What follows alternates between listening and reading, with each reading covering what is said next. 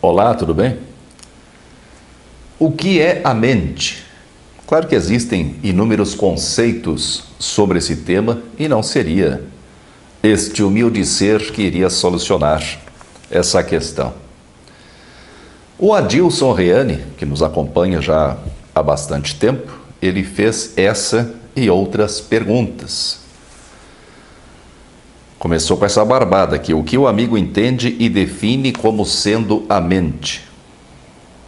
Como eu já disse lá no comecinho do retorno a esse canal, quando tratei da questão do livre-arbítrio, nós podemos resumir a questão em duas principais linhas de pensamento filosófico, absolutamente antagônicas, que se posicionam sobre esse tema.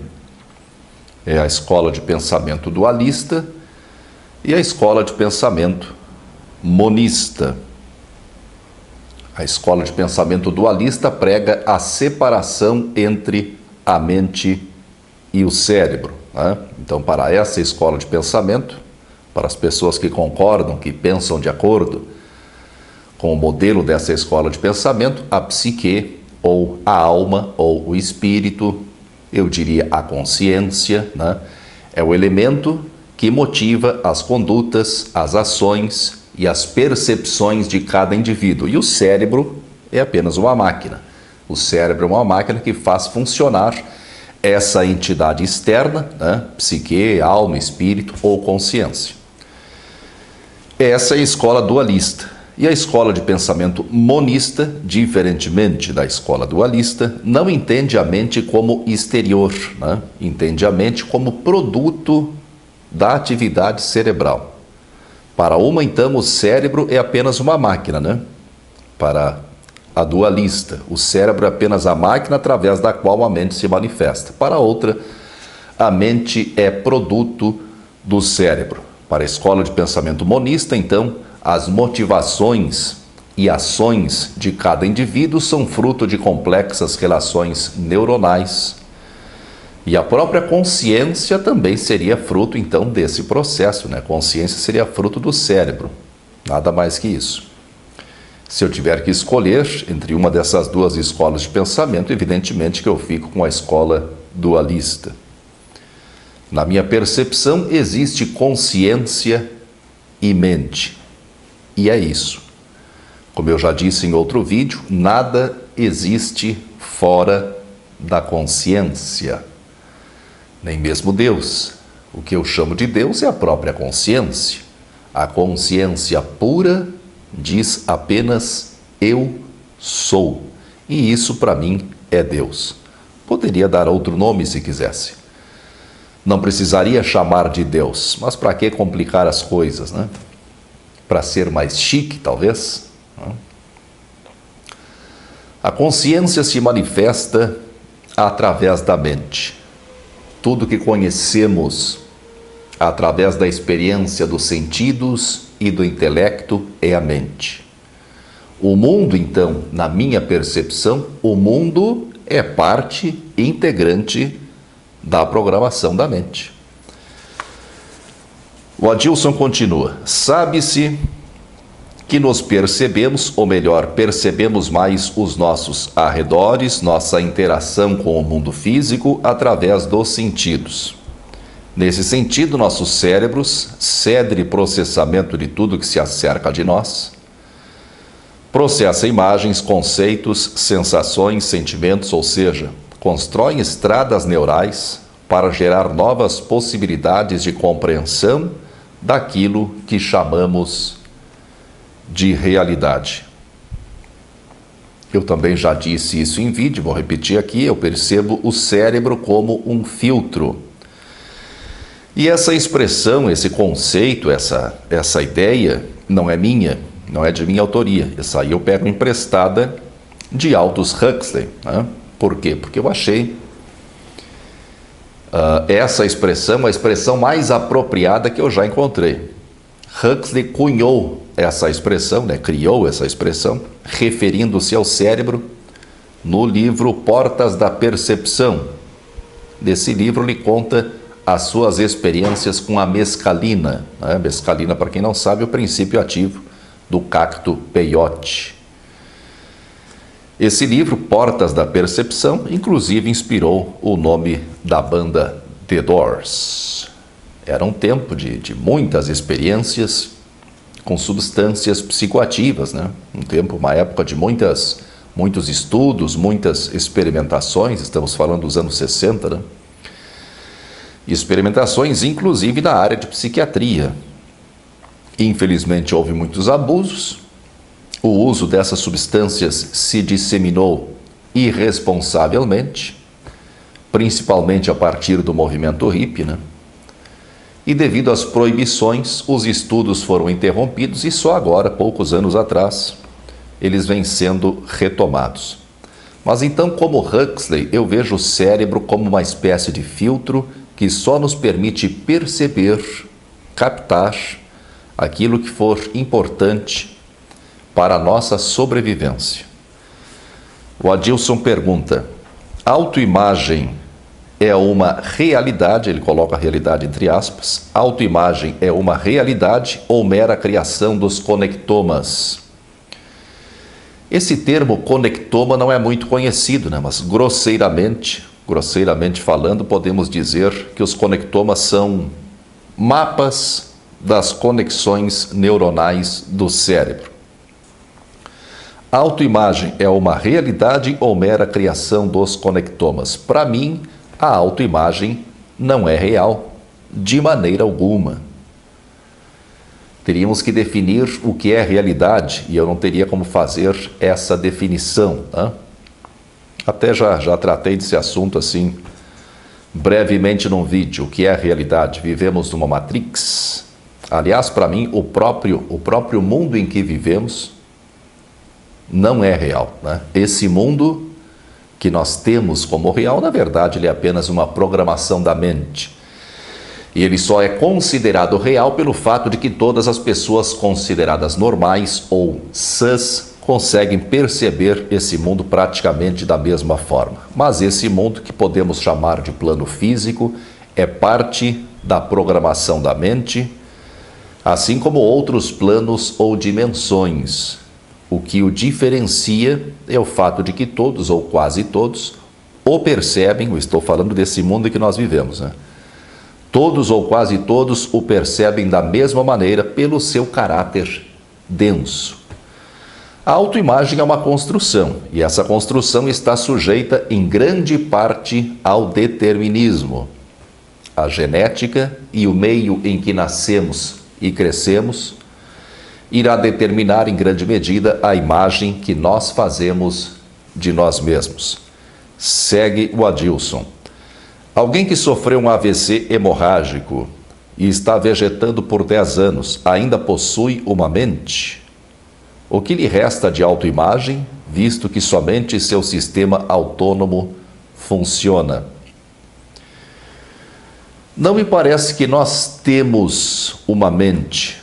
O que eu percebo é que nós estamos na mente. Nós estamos todos imersos na mente, percebendo da mente aquilo que nosso cérebro permite perceber, de acordo com as experiências que sofremos ou das experiências que eventualmente provocamos. Como o cérebro de alguém nessas condições está prejudicado, está avariado, não se percebe nada ou quase nada. Nem haveria por que falar de autoimagem nessas condições. Quando eu falo que nós temos uma mente individual, é apenas para facilitar o entendimento. A mente individual seria o conjunto de funcionalidades do corpo e o conjunto de informações que conseguimos captar da mente através dos sentidos e do intelecto. Eu disse no começo do vídeo que existe a consciência e existe a mente. E a pergunta que fica é: como fica a consciência nessas condições? Será que a consciência fica totalmente apagada? Pessoas nesse estado não demonstram consciência de si mesmas, nem consciência do ambiente em que estão. não demonstram, mas não há como ter certeza de que, de algum modo, não mantenham algum nível de consciência ou mesmo cheguem a um estado alterado de consciência. A ciência simplesmente não tem meios de averiguar isso. E o que as diversas correntes espiritualistas afirmam é baseado em relatos de casos raros, ou até mais comumente, de maneira mais comum, é baseado em simples especulações. A Cláudia Rosa, radialista, aproveitou o comentário do Adilson e fez a seguinte pergunta. Eu estava pensando comigo mesma os mesmos questionamentos que o Adilson fez. Será possível nos perdermos de nós mesmos em vida? Olha, quem somos nós mesmos? Ela fala que será possível nos perdermos de nós mesmos em vida. Mas quem somos nós mesmos? Quem será esse eu mesmo? Esses comentários aqui foram feitos no vídeo Você Só Existe na Sua Própria Mente. Se você não assistiu, recomendo que assista. Mas será que existe um eu mesmo? Pelo que eu percebo, não existe. A consciência pura, consciência primordial, ela não é personificada. E a personificação, a construção da noção de indivíduo que nós temos, começa assim que percebemos, quando ainda somos bebês, que nossa mãe, ou a pessoa que cuida de nós nos primeiros meses de vida, mas geralmente a nossa mãe, Quando percebemos então que nossa mãe é um outro ser, Em algum momento nós percebemos que a mãe é um ser separado de nós. A partir daí começa um lento processo de percepção do meio que nos cerca e de interação com esse meio e com as pessoas que nos cercam. E logo então inicia o processo de identificação. Nós nos identificaremos para o bem ou para o mal, ou seja, com impressões positivas ou negativas, nós nos identificaremos com tudo o que nos cerca. Quando já aprendemos a caminhar, nós já damos os primeiros passos e temos mais coisas ao nosso dispor para conhecer, inicia então o processo de seleção. Nós começamos a escolher, a eleger, aquilo que tem importância para nós e aquilo que não tem importância. Mas sempre nos identificando, sempre construindo isso que pensamos ser um tal de eu mesmo. Esse eu mesmo, então, é uma construção, e uma construção permanente, mas uma construção que a partir de um certo momento, já na maturidade, tende a se resumir apenas ao reforço do que já foi construído. Podemos fazer uma analogia com a construção de uma casa, Quando a casa está pronta, e nós já estamos habituados a ela, já estamos acostumados a ela, a tendência então é apenas reforçá-la, ou seja, promover pequenas reformas de manutenção. A partir de certa idade, a maior parte das pessoas já não encontra novos interesses e apenas repete velhos hábitos.